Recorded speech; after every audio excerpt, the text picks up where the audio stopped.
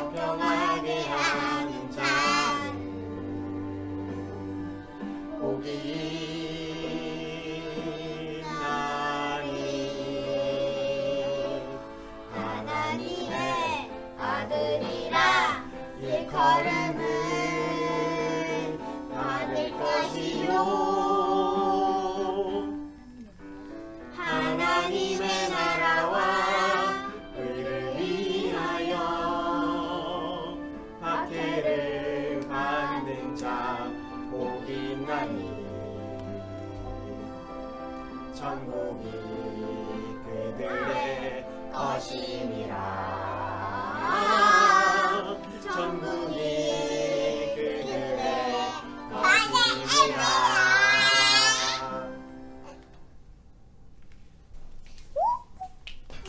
다음 찬양은 하임이 언니랑 나혜미 언니 가족 해주세요. 바이바이. 하나님의 말씀 한 곳 더 보겠습니다. 요한복음 6장 51절에서 58절까지의 말씀입니다. 나는 하늘에서 내려온 살아있는 빵이다. 이 빵을 먹는 사람은 누구나 영원히 살 것이다. 내가 줄 빵은 나의 살이다. 그것은 세상에 생명을 준다. 그러자 유대 사람들은 서로 논란을 하면서 말하였다. 이 사람이 어떻게 우리에게 자기 살을 먹으라고 줄 수 있을까? 예수께서 그들에게 말씀하셨다. 내가 진정으로 너희에게 말한다. 너희가 인자의 살을 먹지 아니하고 또 인자의 피를 마시지 아니하면 너희 속에는 생명이 없다. 내 살을 먹고 내 피를 마시는 사람은 영원한 생명을 가지고 있고 마지막 날에 내가 그를 살릴 것이다. 내 살은 참 양식이요 내 피는 참 음료이다. 내 살을 먹고 내 피를 마시는 사람은 내 안에 있고 나도 그 사람 안에 있다. 살아계신 아버지께서 나를 보내셨고 내가 아버지 때문에 사는 것과 같이 나를 먹는 사람도 나 때문에 살 것이다. 이것은 하늘에서 내려온 빵이다. 이것은 너희의 조상이 먹고서도 죽은 그런 것과는 같지 아니하다. 이 빵을 먹는 사람은 영원히 살 것이다. 아멘. 우리가 지혜로운 사람이 되고 싶은 이유는 살면서 어찌할 바를 몰라 갈팡질팡하는 순간들이 너무 자주 있기 때문에 그렇습니다. 내가 말 실수를 하든지 아니면 상대방이 나의 말을 오해해서 인간관계가 꼬일 때 그럴 때 지혜가 필요합니다. 진로나 취직, 결혼 등 앞으로 몇 년, 몇십 년 혹은 평생을 좌우할 중요한 결정을 해야 하는데 확신이 서지 않을 때 그럴 때도 지혜가 필요합니다. 자녀나 배우자의 돌출 행동 때문에 당혹스러울 때도 지혜가 필요하고 또 유혹이 찾아올 때도 지혜가 필요합니다. 우리 삶의 거의 모든 부분에서 지혜가 필요하지 않는 것은 거의 없습니다. 우리는 어떻게 지혜로운 사람이 될 수 있을까요? 지혜로운 사람 곁에 붙어 있으면서 늘 관찰하고 따라오면은 지혜를 배울 수 있을까요? 아마 그러겠죠. 그러나 그 지혜로운 사람 찾는 것이 어디 쉬운 일입니까? 여행을 많이 하면서 견문을 넓히면은 지혜로워질까요? 인문 교양 서적을 탐독하면 지혜를 배울 수 있겠습니까? 성경이 우리에게 제시하는 답은 의외로 간단합니다. 하나님을 믿는 사람이라면 거의 상식으로 알고 있는 내용인데요. 주님을 경외하는 것이 지혜의 근본이라고 성경은 우리에게 가르쳐 줍니다. 그러면 조금 더 구체적으로 하나님을 경외한다는 것은 무엇일까요? 감사하게도 오늘 읽은 시편 34편은 이것을 가르쳐 줍니다. 11절 젊은이들아 와서 내 말을 들으라 주님을 경외하는 길을 너희에게 가르쳐 주겠다. 그러면서 시편의 저자는 이렇게 가르쳐 줍니다. 내 혀로 악한 말을 하지 말며 내 입술로 거짓말을 하지 말아라. 악한 일은 피하고 선한 일만 하여라. 평화를 찾기까지 있는 힘을 다하여라. 그러니까 하나님을 경외한다는 것은요, 복잡하고 어려운 일이 아닙니다. 대학이나 대학원에 가야지만 배울 수 있는 그런 고급 정보, 지식이 아니라 유치원생들도 다 알만한 그런 평범한 내용이에요. 그 위에 구절을 더 짧게 요약하면은 다른 사람에게 해를 끼치지 않는 것, 그리고 선을 행하는 것이 바로 하나님을 경외하는 것입니다. 그러니까 지혜를 얻는 방법은 하나님을 경외하는 것이고, 하나님을 경외한다는 것은 악을 행하지 않고 선을 행하는 것입니다. 왜 그런가? 하나님을 경외한다는 말은 일단 우리가 하나님이 계시다라는 것을 인정하는 것부터 출발하죠. 그 하나님이 지금도 살아 계시다는 것, 그리고 그 하나님은 악을 미워하시고 선과 사랑과 정의를 좋아하신다는 것, 지금도 나에게 관심을 가지고 나를 지켜보고 계신다는 것, 그리고 나를 지켜볼 때 나의 행동만 보시는 것이 아니라 나의 마음의 동기까지도 아신다. 우리가 이 사실을 인정하는 겁니다. 그것이 하나님을 경외하는 거예요. 반대로 어리석은 사람은 그의 마음에 이르기를 하나님은 없다, 이렇게 말한다는 겁니다. 교회를 다닌다고 다 하나님을 경외하는 게 아니에요. 입으로는 하나님을 말하지만 마음에는 하나님이 마치 안 계신 것처럼 그렇게 행동하는 사람도 있는데, 그런 사람은 어리석은 사람입니다. 예를 들어서 정직하지 못한 돈에 손을 넣을 수 있는 유혹, 아니면은 성적 유혹 앞에 우리가 있다고 한번 생각해 보십시오.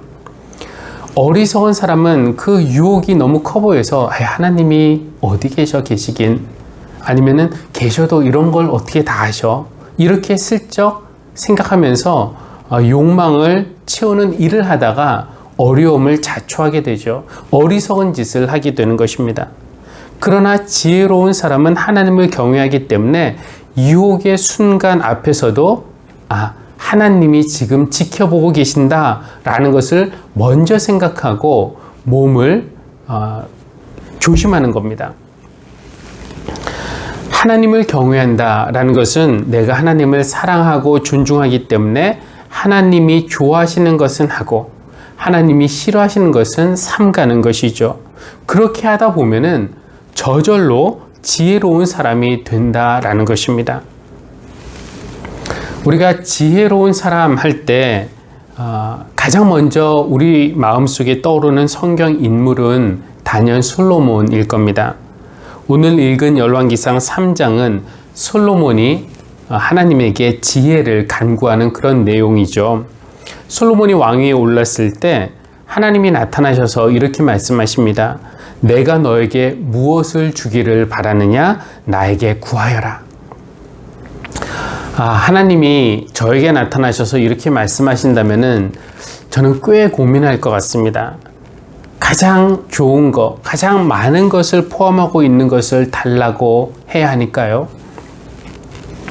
돈, 건강, 능력, 명예, 성공, 입에서 튀어나올 만한 그런 단어들이 많았을 텐데 솔로몬의 입에서는 그런 단어들이 나오지 않았습니다. 대신 솔로몬은 이렇게 기도합니다. 주 하나님, 주님의 종에게 지혜로운 마음을 주셔서 주님의 백성을 재판하고 선과 악을 분별할 수 있게 해주시기를 바랍니다. 이것이 솔로몬이 구한 것이었습니다. 예전 성경 개역 개정에는 이렇게 되어 있어요. 듣는 마음을 종에게 주사 주의 백성을 재판하여 선악을 분별하게 하옵소서. 이것에 대해서 하나님이 대답하실 때 내가 분별하는 지혜를 구하였으니 라고 하시기 때문에 우리가 솔로몬이 지혜를 구했다라고 알고 있지만 솔로몬의 입에서 나온 것은 듣는 마음을 제게 주사, 이렇게 말하고 있습니다. 그러니까 솔로몬은 듣는 마음이라고 했고 하나님은 그것을 지혜라고 부르셨습니다. 여기서 우리가 알 수 있는 한 가지 단순하지만 진리인 사실, 다른 게 지혜가 아니라 듣는 마음이 지혜라는 것입니다. 듣는 마음이 지혜다. 우리가 흔히 믿음은 들음에서 온다라고 이야기하지만 여기 보니까 지혜도 들음에서 오는 것이 분명해 보입니다. 근데 이 듣는다라는 것은 두 가지의 방향을 가지고 있어요. 한 가지 방향은 하나님을 향해 있는 방향입니다. 하나님을 향해서 듣는 것. 그런데 듣는다는 것이 우리 생각만큼 그렇게 쉬운 일이 아닙니다. 어려운 일이고 많은 에너지를 사용해야 하는 일입니다. 상대방이 말할 때 그냥 가만히 있는 것이 듣는 것이 아니죠. 듣는다는 것은 말하는 사람을 향해서 내 자신을 열어놓는다는 것이고요. 다른 사람, 그 말하는 사람의 감정에 공감할 준비가 되어 있다는 뜻이고요. 또 내 마음이 움직이면은 따를 의도가 있다는 그런 표현이기도 합니다. 쉽지는 않지만 지혜로운 사람은 하나님의 말씀을 듣는 사람이다. 이것을 우리가 기억해야 할 것입니다. 지금 이 순간에도 하나님, 살아계신 하나님은 우리에게 말씀을 하십니다. 여러 채널을 통해서 우리에게 말씀을 하세요. 성경을 통해서, 우리가 성경을 읽을 때, 아니면 기도를 할 때, 설교를 들을 때도 말씀하시고, 성령님을 통해서 마음에, 또 사람을 통해서도 말씀하시고, 상황을 통해서도 우리에게 주시는 메시지가 있습니다. 어떤 말씀을 하나님이 지금 나에게 하고 계실까 들으려고 마음을 열고, 또 내가 하나님의 말씀에 순종하겠습니다 라는 그런 태도를 갖고, 또 하나님의 뜻을 분별하기 위해서 성령님의 도우심을 구하는 것이 바로 지혜로운 사람이 될 수 있는 길이라는 겁니다. 듣는 마음의 또 하나의 방향은 바로 사람들을 향해서 열려있는 길인데요.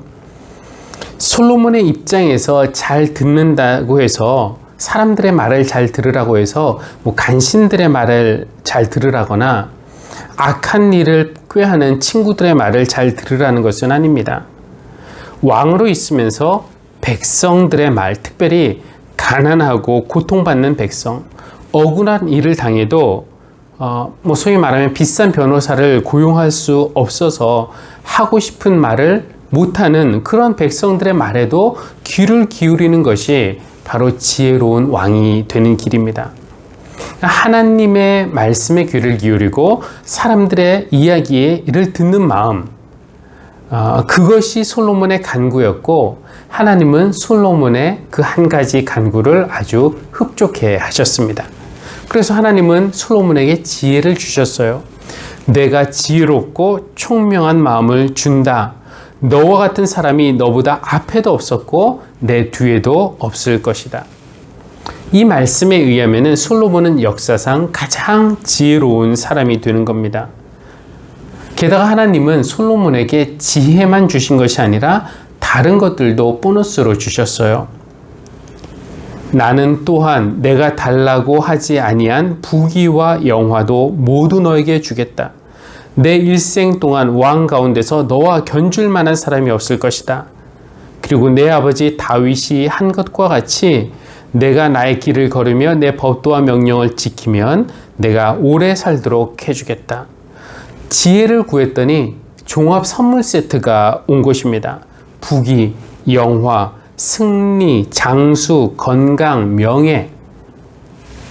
그러니까 우리가 부귀를 구하면은 부귀 하나 얻을 수 있는 것이고요. 건강을 구하면 건강 하나 얻을 수 있습니다. 그러나 지혜를 구하잖아요. 그러면 지혜 하나만 얻는 것이 아니라 그것에 딸려오는 여러 가지 보너스를 선물로 받게 되는 겁니다. 이런 거 생각하면 솔로몬은 정말 지혜로웠던 왕이긴 한데, 그런데 솔로몬의 이야기에는 우리가 알고 있는 반전이 있습니다. 승승장구하던 솔로몬은 어느 순간부터 듣는 마음을 잃어버렸습니다. 선물로 받은 지혜보다는 아마 보너스로 받은 다른 것들을 더 좋아하기 시작하면서부터였을 것입니다. 이 솔로몬에게 어떤 일이 일어났는지 하나하나 찾아가면서 설명까지 하면 너무 길어질 테니까 몇 구절만 한번 열거해 보겠습니다. 열왕기상 11장 10절. 주님께서는 2번씩이나 솔로몬에게 나타나셔서 다른 신들을 따라가지 말라고 당부하셨지만 솔로몬은 주님께서 하신 말씀에 순종하지 않았다, 듣지 않았다는 것이죠. 지금 열왕기상 3장에서 하나님이 듣는 마음을 구했던 솔로몬에게 지혜를 주셨는데, 이렇게 몇 장 뒤에 오니까 하나님이 한 번도 아니고 2번이나 나타나셔서 말씀하셨지만 솔로몬은 하나님의 말씀을 듣지 않았습니다. 또 열왕기상 12장 15절. 왕이 이같이 백성의 말을 듣지 아니하였으니 라고 되어 있습니다. 이것은 중노동의 무거운 멍에를 벗게 해달라는 그 백성의 간청이었는데요. 솔로몬은 간신들의 말만 듣고 백성들의 청은 들어주지 않았습니다. 듣는 마음을 달라던 솔로몬은 그 지혜로 인해서 강하고 부유한 왕이 되자 이제는 백성의 고충도 듣지 않고 충신들의 직언도 듣지 않고 더군다나 하나님의 말씀도 듣지 않는 사람이 되어버리고 말았어요. 듣는 마음을 닫아버리자 세상에서 가장 지혜로웠던 왕이 가장 어리석게 변해버린 셈이죠.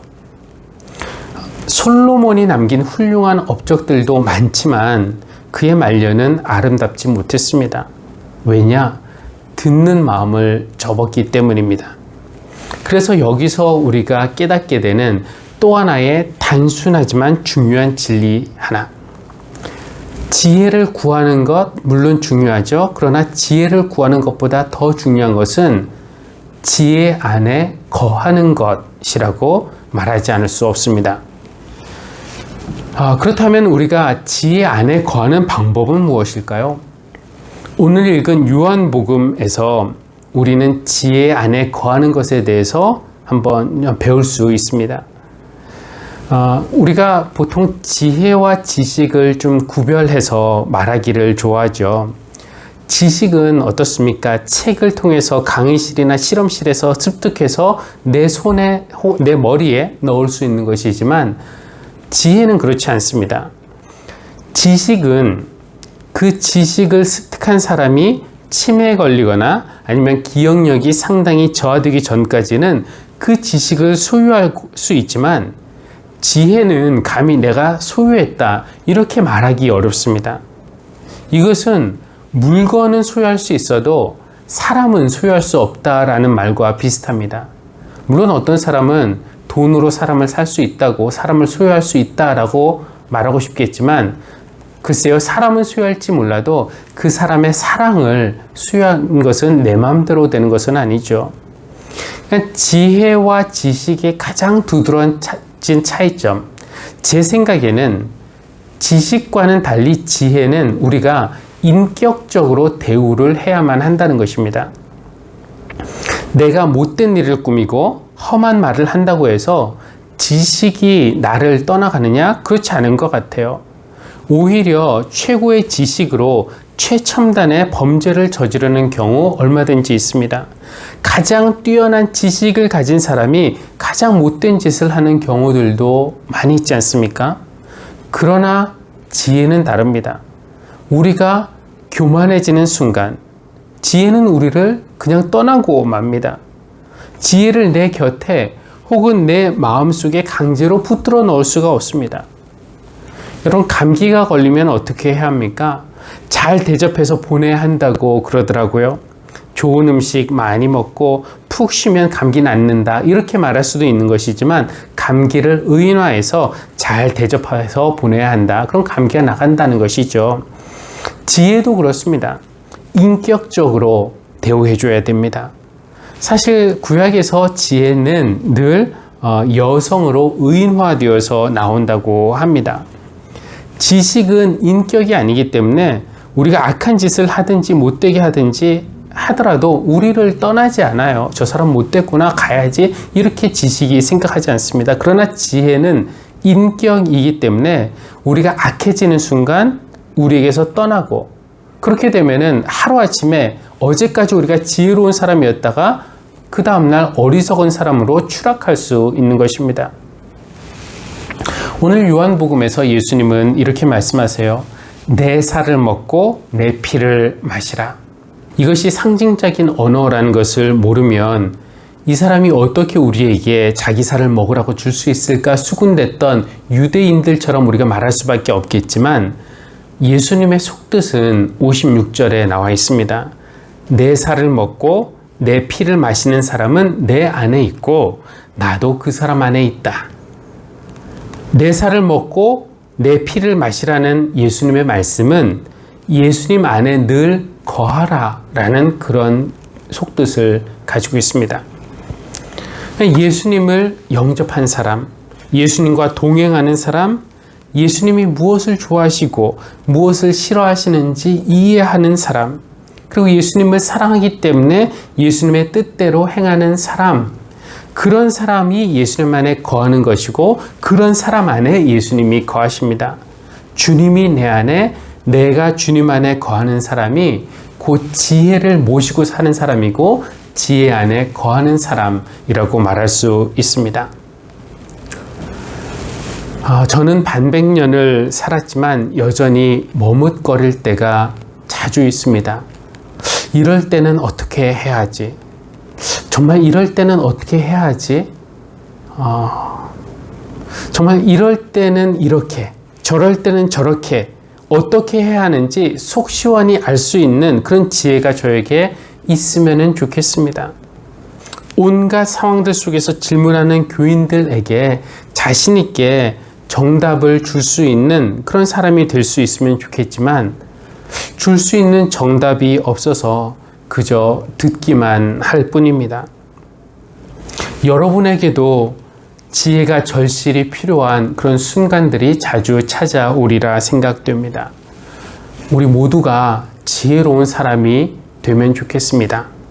오늘 하나님이 우리에게 알려주시는 말씀, 들려주시는 말씀을 듣는 것이 지혜로운 사람이 되는 출발점이겠지요.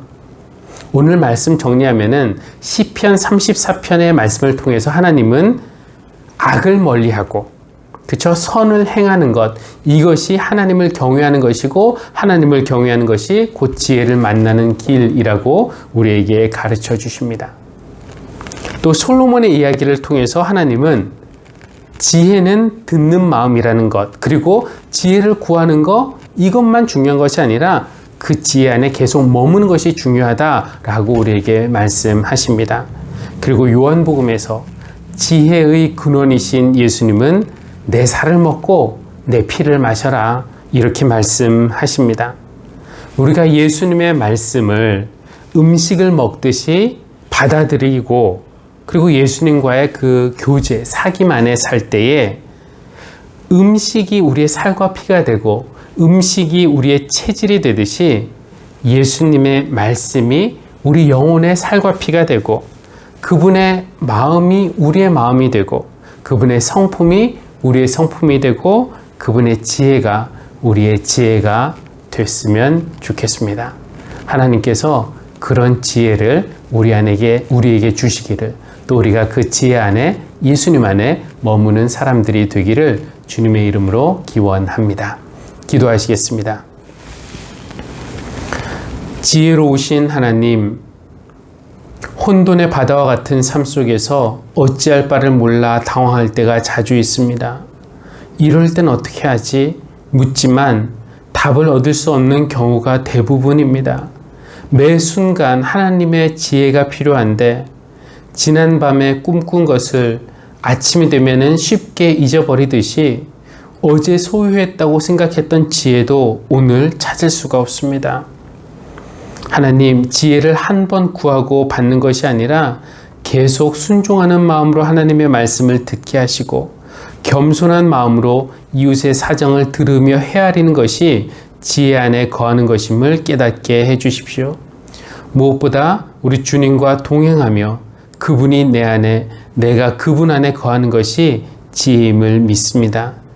주님의 말씀을 받아서 천천히 씹고 소화시킬 때 그것이 우리의 살과 피가 되고 주님의 마음이 우리 마음 되고 주님의 성품이 우리의 성품 되고 주님의 지혜가 우리의 지혜가 되어서 참 지혜로운 사람들로 이 세상 살아갈 수 있도록 인도하여 주십시오. 예수님의 이름으로 기도합니다. 아멘.